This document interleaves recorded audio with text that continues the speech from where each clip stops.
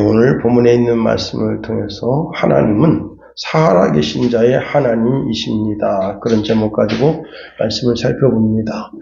2000년 1월 14일 날 아프리카 수단의 한 동물원에 뼈만 앙상한 사자들의 사진이 올라왔습니다. 이 동물원이 이제 어렵게 되면서 그 직원들이 자신들의 월급을 가지고 그 월급에서 이제 사자들의 먹이를 사서 공급을 했는데 그 직원들마저 해고당했습니다.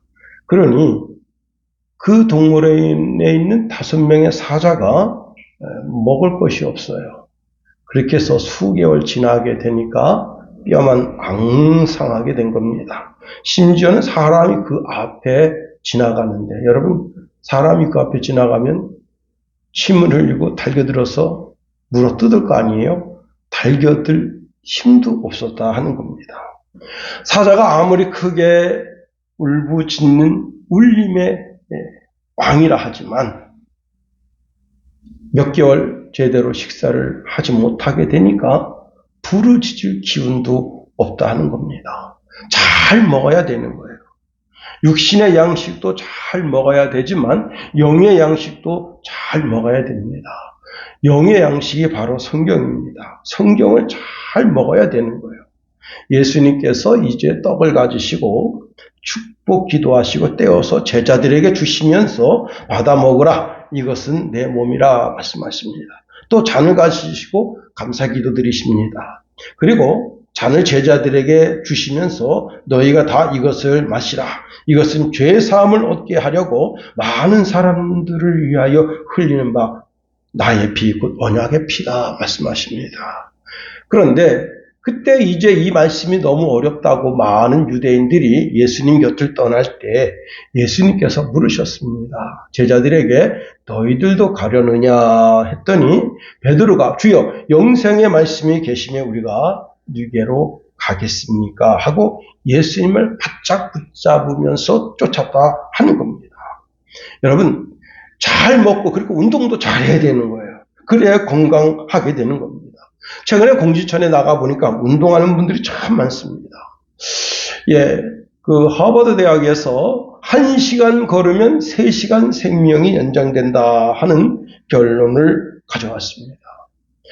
간청리 시골에 이제 한 어르신이 이제 큰 수술 받고 퇴원하셨는데 의사가 1년 넘기기 어렵다 했는데 그분이 그렇게 퇴원하고 나서 목발 딛고 그 동네를 걷기 시작했는데 지금 3년 반 넘게 됐다는 거예요. 아직도 돌아가시지 않고 살아계시다는 거예요. 걷기가 그렇게 중요하다 하는 겁니다. 다시 말하면 육신을 살리는 것이 약일 수도 있고 한약일 수도 있고 보약일 수도 있고 산에 나는 약초일 수도 있지만 자기가 걸으려고 하는 그런 믿음의 의지가 있어야만 거기에 모든 오장육부 사지백자가 강건하게 된다 하는 겁니다. 그와 마찬가지로 그리스도인들에게 있어서는 영적인 행진이 있어야 된다 하는 겁니다. 출애굽을 했습니다. 출애굽하면서 말씀을 붙잡고 그 애굽을 박차고 나올 때 광야길을 걸어가는 거룩한 믿음의 행진이 있어야 그들이 살게 되는 거예요. 나는 여기가 좋습니다. 더 이상 못 가겠습니다. 그럼 애굽의 포로가 되는 거예요. 다시 붙잡혀 가게 되는 거예요. 광야에서 아무것도 먹지 못해서 거기서 굶어 죽게 되는 거예요. 믿음의 행진을 하니 하나님께서 만나도 내리시고 메추라기도 내리시고 반석어 쪽에서 생수를 주시는 겁니다. 이런 믿음의 행진을 할 때 하나님께서 큰 은혜를 주십니다. 히브리서 11장 1절에 보니까 믿음은 바라는 것들의 실상이 보지 못하는 것들의 증거니 선진들이 이로써 증거를 얻었느니라. 6절에 보니까 믿음이 없이는 하나님이 기쁘시게 하지 못하나니 하나님께 나아가는 자는 반드시 그가 계신 것과 또한 자기를 찾는 자들에게 상 주시는 이심을 믿어야 할지니라 말씀하십니다. 자, 믿음은 천지창조가 하나님이 하신 것을 알게 됩니다. 믿음으로 아벨은 가인보다 더 나은 제사를 하나님께 드렸습니다. 믿음으로 에녹은 신앙의 믿음의 행진을 해서 그는 죽지 아니하고 살아있는 육신의 몸 그대로 하나님께 붙들려서 하나님의 나라로 들림을 받게 됐습니다. 그래서 그의 시체는 이 땅에 없는 겁니다. 여러분, 예수님은 하나님 자신이시고 하나님의 외아드님이시고 영원히 사시는 분이시고 우리에게 영생을 주시는 분이시다 하는 겁니다. 그분이 이제 성전에서 말씀을 가르칠 때 이제 바리새인들 그리고 이제 성경 학자들이 와서 예수님을 공격했지만 예수님을 넘어뜨리지 못했습니다. 그랬더니 이번에는 누가 왔는가 하면 사두개인들이 예수님을 이제 시험해서 예수님을 곤란하게 하고 예수님이 증거하는 진리가 거짓이다라고 하는 그런 이제 슬로건, 타이틀을 얻기 위해서 예수님을 공격하는데 그 공격하는 그 소스가 무엇인가 하면 이스라엘 내에 있는 계대 결혼이라 하는 겁니다.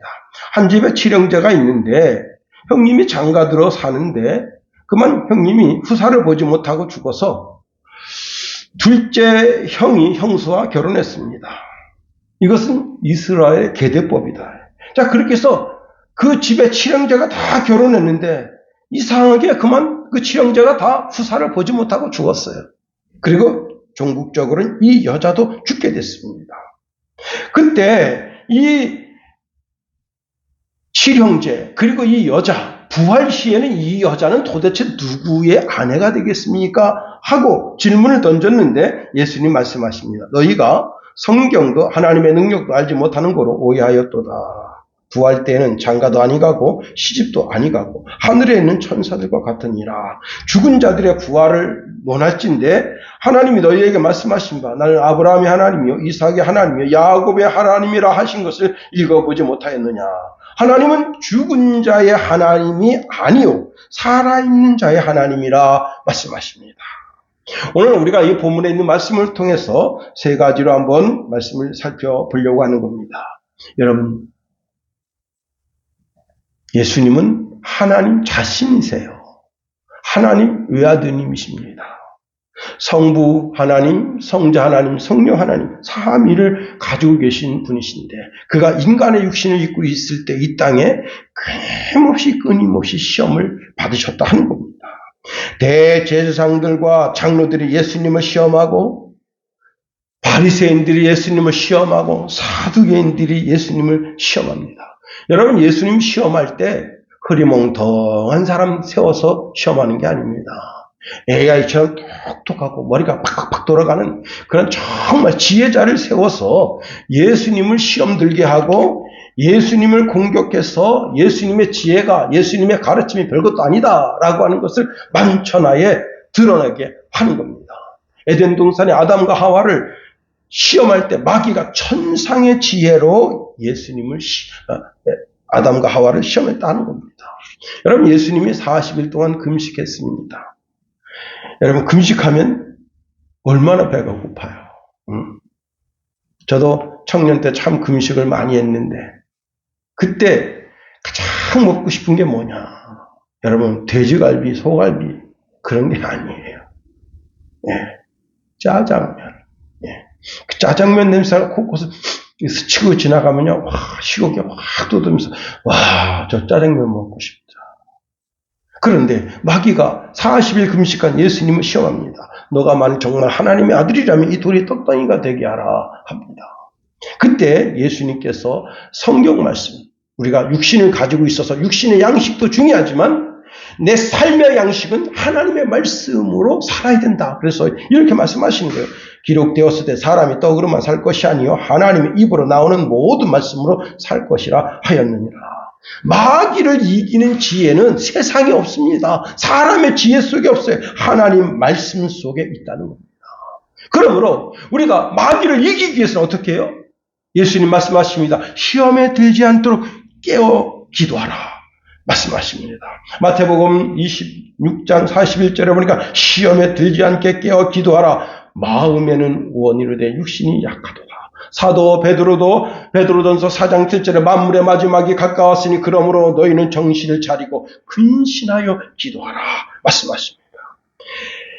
우리 인간에게 가장 약한 고리가 육신이에요. 육신의 약한 고리를 가지고 파고든다는 겁니다.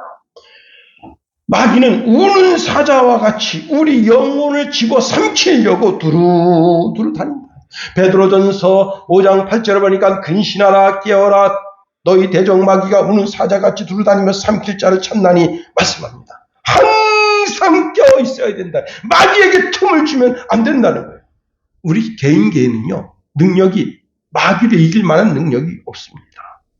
그런데 우리는 매 순간 계속해서 그리스도 예수로부터 마귀를 이길 힘을, 능력을 공급받고 있다는 겁니다.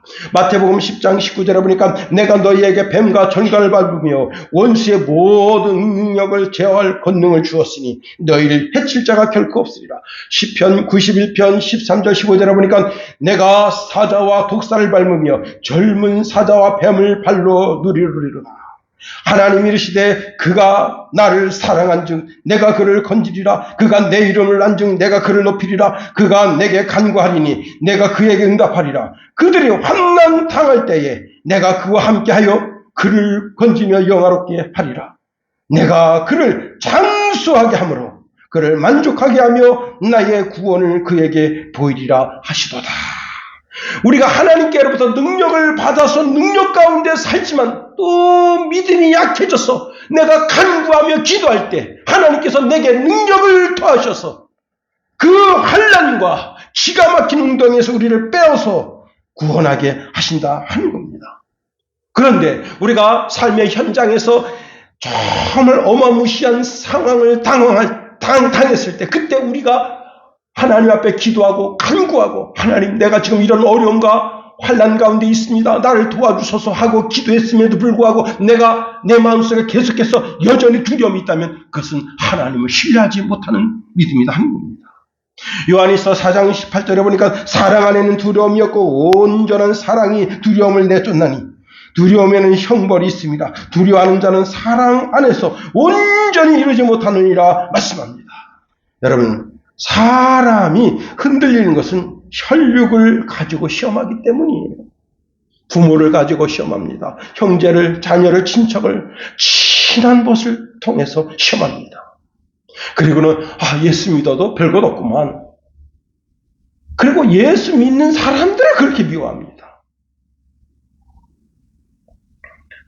알래스카에 이제 눈이 엄청 내렸는데 그 집주인이 눈이 너무 많이 내리니까 집이 부서지는 소리가 나잖아요. 눈이 여러분 1m, 거의 1m 한 20 정도 눈이 왔는데 이 트라스가 눈을 견디지 못해서 부서지는 소리가 난단 말이에요. 그러니까 이 주인이 이제 딱 나오니까 제일 먼저 자기 집 앞에 그 눈 내린데 비가 내려서 아주 반질반질해요. 그래서 마당을 이제 그 삽으로다가 깨면서 얼음을 깨우고 있습니다. 그런데요, 자기랑 같이 나온 그 바둑이가 하늘을 쳐다봐요. 그 지붕을. 눈이 너무 많이 그 내린 눈이 이제 그 지붕 위에서 이렇게 조금씩 밀려 내려오고 있는 걸 이 바둑이는 보고 있는데 이 사람은 땅만 파냐고 그걸 보지 못해요. 계속 땅을 파다가 어느 순간에 한참 팠어요. 한 30분 팠습니다. 그래서 이제 거의 이제 이 바닥에 있는 눈을 다 거의 다 얼음 눈을 다 치웠는데 이제 좀 쉬려고 삽을 들고 딱 들어서는 순간 위에서부터 1m 20대는 눈이 그냥 쏟아져 내리는 거예요. 그러니까 바둑이도 놀라고 이 사람도 놀랐어요. 여러분, 개는 깨어 있는데 사람은 깨어 있지 못해서 지붕에서 눈이 지금 눈사태가 지금 내려오려고 하는데 그걸 모르고 있다. 여러분, 마귀도 깨어 있으면, 영적으로 무장하고 있으면 공격하지 못하는 거예요. 사도 바울은 에베소서 6장 10절 12절에 이런 말씀을 줍니다. 끝으로 내가 주 안에서 그 힘의 능력으로 강건하여 주고 마귀의 관계를 능히 대적하기 위하여 하나님의 전신갑주를 입어라. 우리의 씨름은 혈과 육을 상대하는 것이 아니요 통치자들과 권세들과 이 어둠의 세상 주관자들과 하늘에 있는 악의 영들을 대함이라. 그리고 17절에 하반절에 하나님의 말씀을 가지라 명령하고 있습니다. 그렇습니다. 그럼에도 불구하고 우리가 이 마귀를 넉넉하게 이기기 위해서는 여러분, 예수님이 말씀하십니다. 할 수 있거든이 무슨 말이냐? 믿는 자에겐 능치 못함이 없느니라 말씀하시는데, 이 능치 못함을 얻는 비결이 뭐냐면 금식과 기도뿐이라 하셨어요. 마가복음 9장 23절에 보니까 예수께서 이르시되 할 수 있거든이 무슨 말이냐? 믿는 자에겐 능히 하지 못할 일이 없느니라 말씀하시고, 이 믿는 자에게 능히 하지 못할 일을 할 수 있는 능력은 기도와 금식에서 나온다 하셨어요. 여러분, 우리가 금식은 자주 못하지만 기도하는 삶을 쉬지 아니하므로 여러분이 그리스도 예수께로부터 부여받는 영적인 능력이 늘 강건하게 되었어. 예수님처럼 마귀가 가져다주는 쉬는 시험을 넉넉하게 이기게 되기를 예수님의 이름으로 축원해 드립니다. 자, 두 번째로 보니까, 자, 우리는 천국에서 천사처럼 살게 된다 하는 거예요. 우리 29절 30절 다시 한번 다 같이 읽어봅니다. 29절 30절 시작. 예수께서 대답하여 이르시되 너희가 성경도 하나님의 능력도 알지 못하는 거로 오해하였도다. 부활 때에는 장가도 아니가고 시집도 아니가고 하늘에 있는 천사들과 같으니라. 자, 우리가 육신을 가지고 있을 때는 결혼하는 것이 하나님의 명령이다 하는 겁니다. 이것은 창조시에 주신 명령이에요. 생육하고 번성하여 땅에 충만하라. 그리고 하나님께서 아담이 독처하는 것을 보시고 그리고는 하와를 지어서 둘이 가정을 이루게 하셨다 하는 겁니다. 그런데 이 결혼 제도는 예수님이 재림하는 그때까지, 그날까지 계속해서 이루어져야 한다 하는 거예요. 이스라엘 백성들이 바벨론에 포로로 잡혀갔습니다. 여러분, 포로로 잡혀갔는데 무슨 집이 있나요? 일본이 지진 일어나니까 일본 그 정부 당국에서 임시 거처로 종이로 만든 그런 텐트를 지급해 줬습니다. 예, 금방 만들고 쉽게 들어가서 살 수 있는 거예요. 그런 것을 또 이번에 중국에서 스촨성역이 지진이 일어나니까 중국 정부에서 이제 또 텐트를 지급해 줬습니다. 그런데 여러분, 포로로 잡혀갔는데 무슨 집이 있고 그런 게 아니에요. 그냥 다 포로로 잡혀온 남방 유다 사람들이 다 그냥 그랄갈까에서 거지처럼 살아요. 그냥 이 끝에서 저 끝까지 천수만 몇 명이 그냥 다 그냥 그렇게 살고 있는 거예요. 그런데 하나님 선지자를 보내서 명령하십니다. 뭐들 하느냐 이것들아. 산에 올라가서 나무를 잘라다가 집을 지라는 거예요. 그리고 청춘 남녀들이 만나서 빨리 결혼하라는 거예요. 아내가 죽은 사람은 아내를 얻고, 남편이 죽은 사람은 빨리 남편을 얻어서 빨리 결혼해서 가정을 꾸리고 자녀들을 낳으라는 거예요. 생육하고 번성하여 땅에 충만하라. 이것이 하나님의 음성입니다.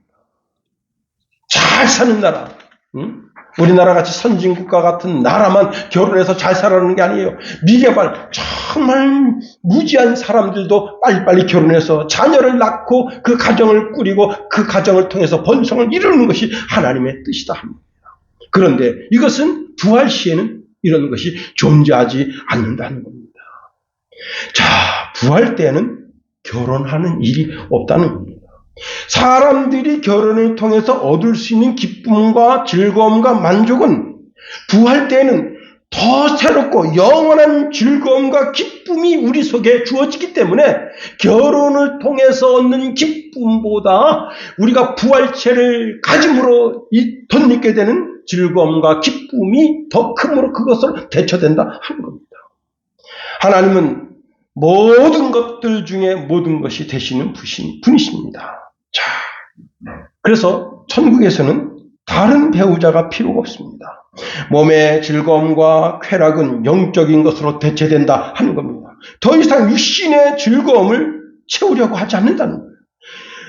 우리는 주님의 재림으로 인해서 다시 육체를 입음으로 몸이 완성될 때 하나님이 이 땅에 두신 결혼제도, 즉 경건한 자손을 얻으려 하는 일이 일어나지 않게 된다는 겁니다. 결혼제도, 즉 시집가고 장가가는 것은 육신을 입을 때만 하나님이 주시는 축복의 제도다 하는 거예요. 그렇기 때문에 청년들이 어차피 장가갈 거 빨리 시집가고 빨리 장가가고 그래야 돼요. 어제 제가 이제 친구 딸 결혼식이라고 갔는데, 제가 식사 중에 제 옆에 오랫동안 신앙생활하다가 코로나 맞아서 신앙생활 안 하는 이제 저는 그분이 친구인지도 아닌지도 몰랐는데 그냥 우연히 앉다 보니까 앉았는데 그분이 제 이름을 물어요. 제가 김용우다. 그 앞에 있던 이제 초등 친구가 아이 목사님이셔. 그러니까 어머나 목사님이시구나. 어쩐지 중후해 보이고 보통 분이 아닌 것 같더라. 할렐루야. 그래서 이제 이런저런 얘기가 오고 하는데 자기가 신앙을 쉬고 있다는 거예요. 근데 그 얘기 가운데 자기 딸이 지금 37인데 시집갈 마음 먹지 않는 것 같아요. 자기 아들이 대우건설에 다니는데 지금 33살인데 1년에 연봉 1억입니다. 와, 대단해요. 근데 장가갈 생각을 하지 않고 있다.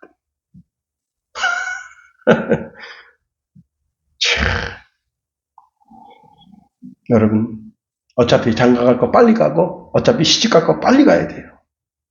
그리고 이제 국가에서 한 명 나면 2억씩 준다니까. 응? 빨리빨리 나가지고 애만 잘나도요 5억 정도 벌 수 있어. 응? 애 셋만 나면 5억 정도 벌어요. 뭐들어 직장 생활하냐 이 말이야. 응? 애 잘 나가지고 애 잘 키우면 그게 복이 되는 거 아니에요? 응? 그렇습니다. 예수님 말씀하십니다. 사람이 죽으면 천사같이 된다는 거예요.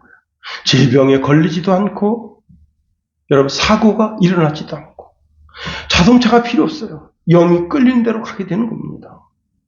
여러분 우리가 천국에 가서 천국을 맛보고 와, 참 이게 천국이구나 그렇게 느끼는 인생은 어리석은 그리스도인입니다. 왜 그런가 하면 예수님은 우리가 이 땅에 살면서 천국을 맛보게 하셨다는 거예요. 성령이 내 속에 살면 성령이 내 속에서 나를 주관하시고 나를 인도하시면 그게 바로 하나님의 나라가 이루어진 증거라. 마태복음 12장 28절에 그러나 내가 하나님의 성령을 힘입어 귀신을 쫓아내는 것이면 하나님의 나라가 이미 너희에게 임하였느니라. 누가복음 17장 21절 또 여기 있다 저기 있다고도 못하리니 하나님의 나라가 너희 안에 있느니라 말씀하십니다. 그렇습니다. 오늘 성령이 내 속에 오셔서 내 마음을 주장하시면 증오가 변하여 사랑이 되고 여러분 거짓이 변하여 진실이 되고 슬픔이 변하여 기쁨이 되는 그런 은혜와 은총을 덧입어서 내 마음이 천국되게 하시는 거예요. 여러분 나랑 얼굴 비비고 있는 사람이 누구냐? 내가 아침에 눈 떴을 때 내 침대에서 나랑 같이 살고 있는 이 여자가 하나님 아버지의 딸이고 하나님의 공주다. 내가 아침에 눈 떴을 때 내 옆에 이제 내 코 고는 소리를 밤새 들어준 그 남자가 누구냐? 하나님의 아들, 하나님의 왕자다. 그렇습니다. 여러분 우리가 증오를 선택하고 슬픔을 선택하고 거짓을 선택하며 사는 그런 인생 될 필요가 없어요. 성령 안에서 살면 여러분 증오도 사랑이 되고 슬픔도 기쁨이 되고 거짓도 진실이 되고 그 가정이 가장 행복한 가정이 되게 되는 겁니다. 2016년 캔자스 주에 70세 남성인 로렌스 존 리플이라고 하는 남자가 나이 70인데 아내하고 계속 싸워요. 아주 조그만 일 가지고도. 식탁에서 여러분 나이프, 그 다음에 이제 포크, 그 다음에 작은 나이프 이렇게 놓는 그런 것 가지고도 싸우고, 신발이 이게 좀 삐뚤어졌다고 싸우고, 옷 아무데나 벗어놓는 것 때문에 싸우고. 근데 여자들은 그러거든요. 남자들은 그런 걸 못 봐줘요. 남자들은 옷장에 옷이 가지런히 있어야 되고 신발이 가지런히 있어야 되고 소파에 막 그냥 옷 같은 게 막 널브러져 있으면 그게 짜증이 나는 거예요. 그래서 치우다가 이 남자가 그냥 아내하고 대판 싸우고 근데 아내가 그 잔소리 할 때만 조금 듣는 것 같지 그러니 또 똑같아요. 그러니까 난 당신하고 절대 못 살아. 그러더니 주섬주섬 옷을 입고 나갔습니다. 어디 가냐? 은행에 갔어요. 은행에 가서 총을 탁 보여주면서 야, 돈 다 내놔.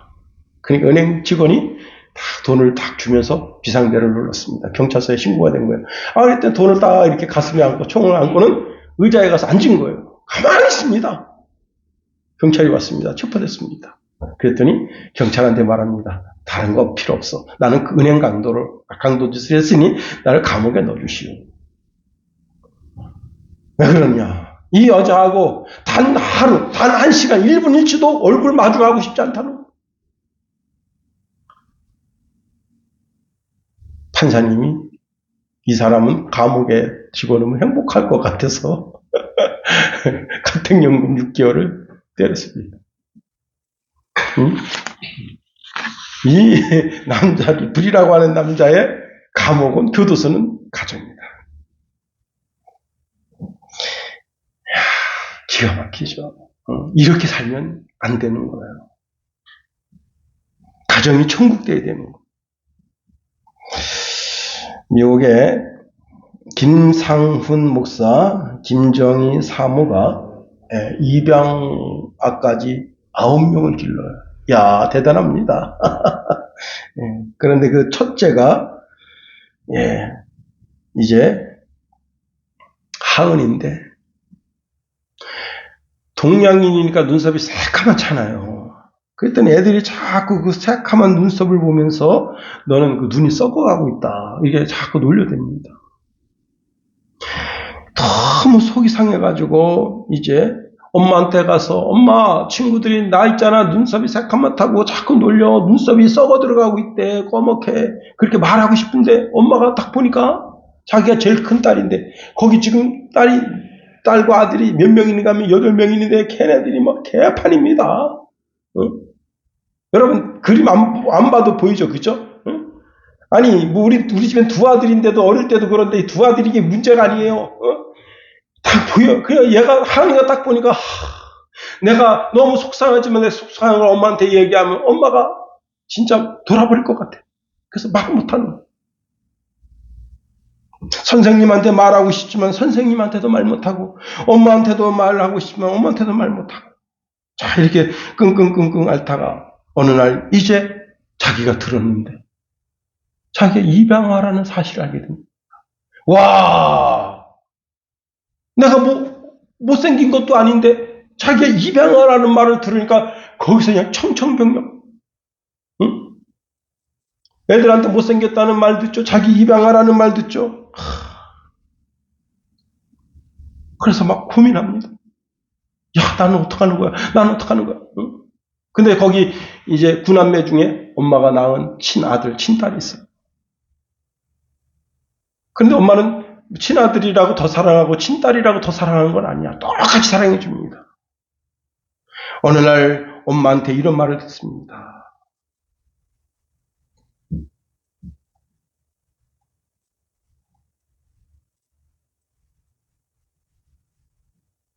나는 내 몸에서 나왔다고 해서 더 사랑하고, 내가 입양했다고 해서 덜 사랑하고 그런 것은 아니다. 너는 변함없는 우리 가정의 가장 사랑스러운 큰딸이다. 하은이는 하나님께로부터 입양된 아이다. 입양은 하나님이 우리 가정에 주신 가장 큰 축복이다 하고 그 아이한테 위로를 줍니다. 그래서 그 아이가 이렇게 이제 자기 집에 여러분 9남매니까 9남매 얼마나 많은 스토리가 있겠어요. 그래서 그 책을 쓴 게 이제 시중에 나왔다 하는 겁니다. 여러분, 우리는 하나님 나라에 입양된 그런 사람들이 아니에요. 하나님의 말씀으로 창조함을 받은 하나님의 자녀들이라는 겁니다. 내가 이 땅에 살면서 신분의 위치가 있을 수 있어요. 종인이든지 자유인이든지 흑인이든지 백인이든지 중국인이든지 한국인이든지. 그러나 하나님의 나라에서는 오직 하나님의 아들, 하나님의 딸로만 존재한다는 사실입니다. 마지막으로 오늘 본문에 보니까 우리는 여러분 살아계신 하나님의 자녀들이고, 하나님은 살아있는 자들의 하나님이 되신다는 거예요. 31절 말씀에 보니까 죽은 자의 부활을 논할진대 하나님이 너희에게 말씀하신 바 나는 아브라함의 하나님이여 이삭의 하나님이여 야곱의 하나님이여 하신 것을 읽어보지 못하였느냐. 하나님은 죽은 자의 하나님이 아니요 살아있는 자의 하나님이시니라 하시니. 제가 이제 어제 설교 준비하면서 아브라함의 하나님이라는 단어를 가지고 검색을 했더니 16번 나오고, 이삭의 하나님이라는 단어로 검색하니까 10번 나오고, 야곱의 하나님이라는 단어로 검색하니까 24번 나와요. 자, 하나님이 아브라함의 하나님이시다 하는 거예요. 아브라함이 몇 세에 죽었죠? 175세. 이삭은 180세. 야곱은 147세에 죽었습니다. 이들은 다 죽어서 헤브론에 있는 막벨라 굴에 거기에 그 시신을 안치해서 이미 다 썩어서 다 없어졌어요. 제가 성지순례 가서 그 굴을 가봤어요. 아무것도 없습니다.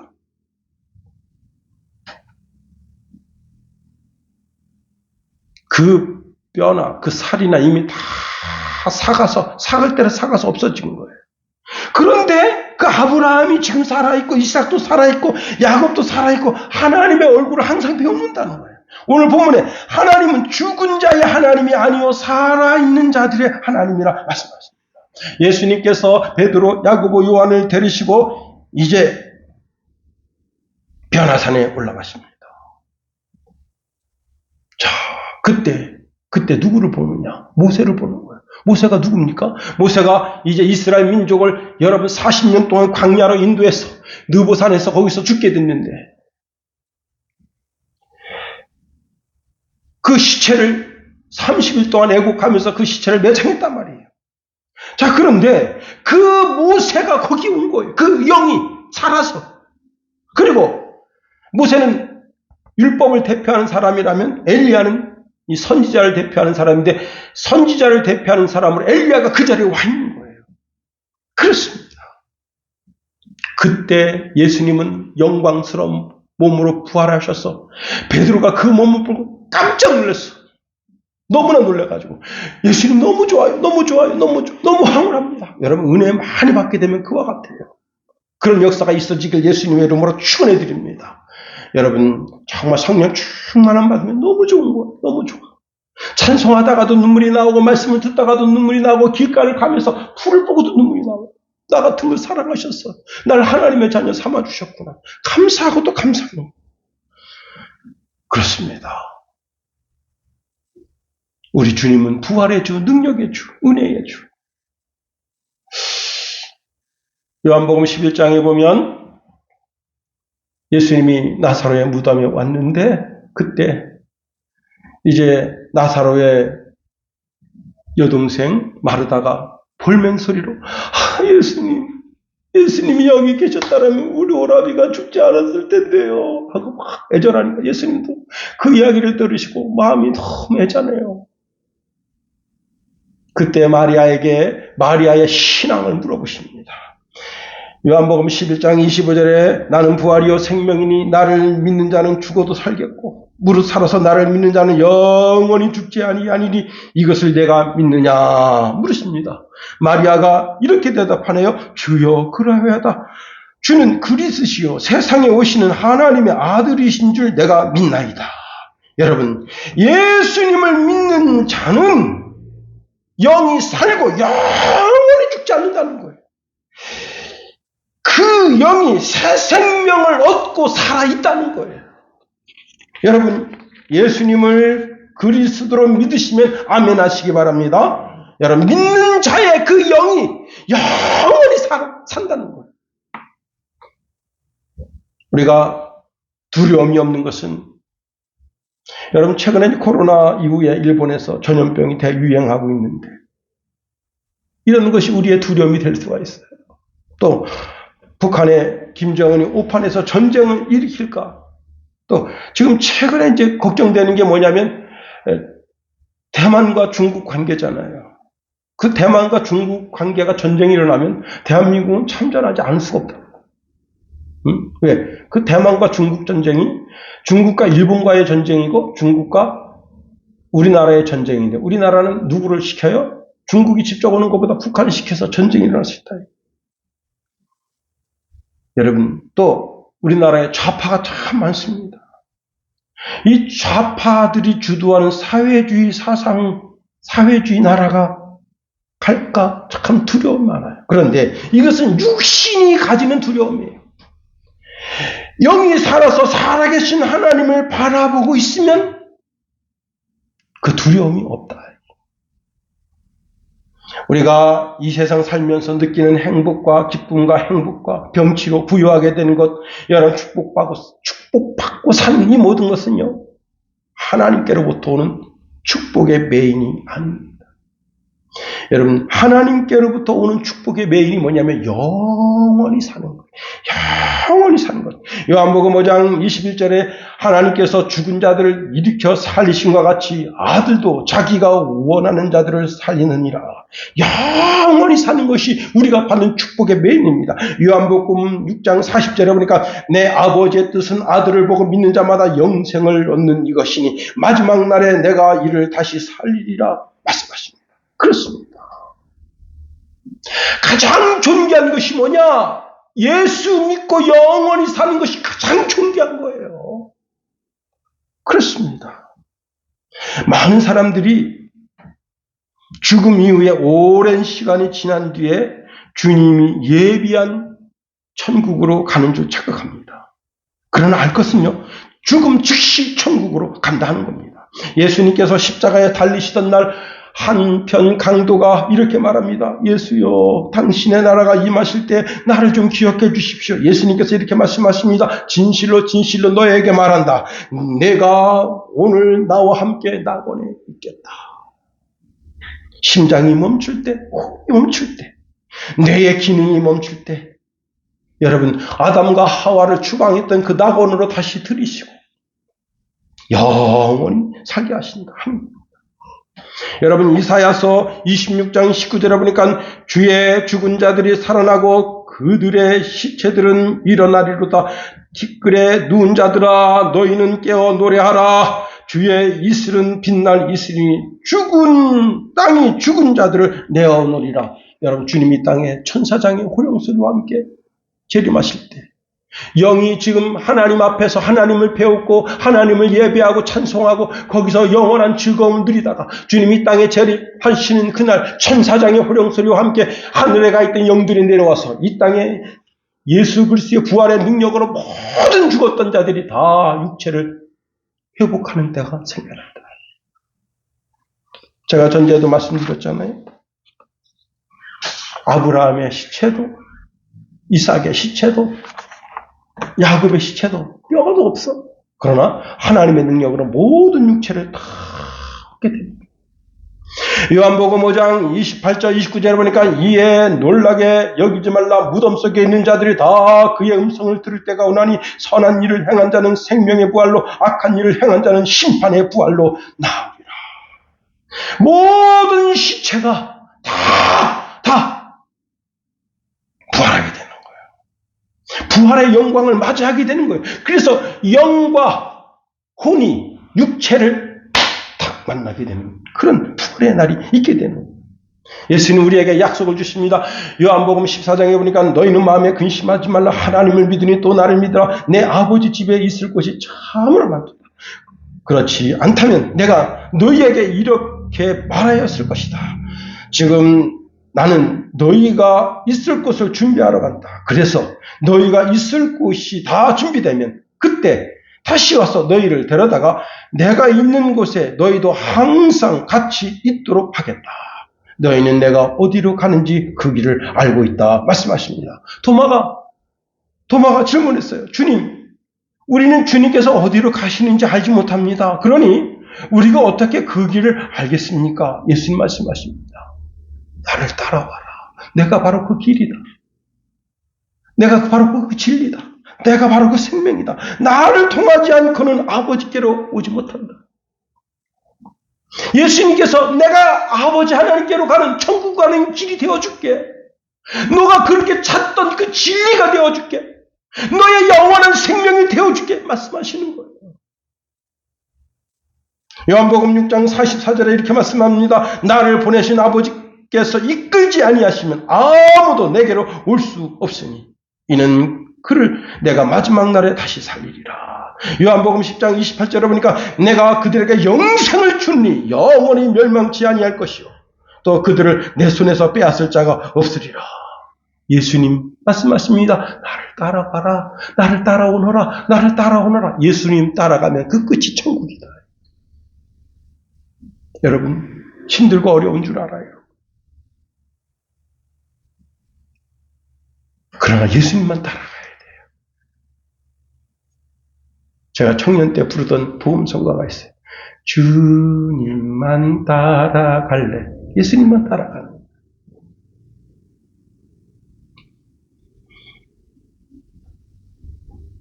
이제 말씀을 마칩니다. 우리 주님은 마지막 심판날 그때 날 보고 내가 너를 안다 말씀하십니다. 내가 너를 알고 있다.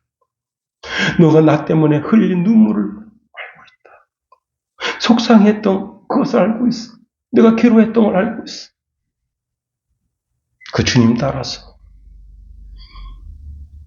살아 계신 하나님, 살아 있는 자들만 상대하시는 그 하나님 전전에 나아가 다시 영원한 찬송을 올려드리는 저와 여러분이 다 되게 되기를 예수님의 이름으로 축원해 드립니다. 기도하겠습니다.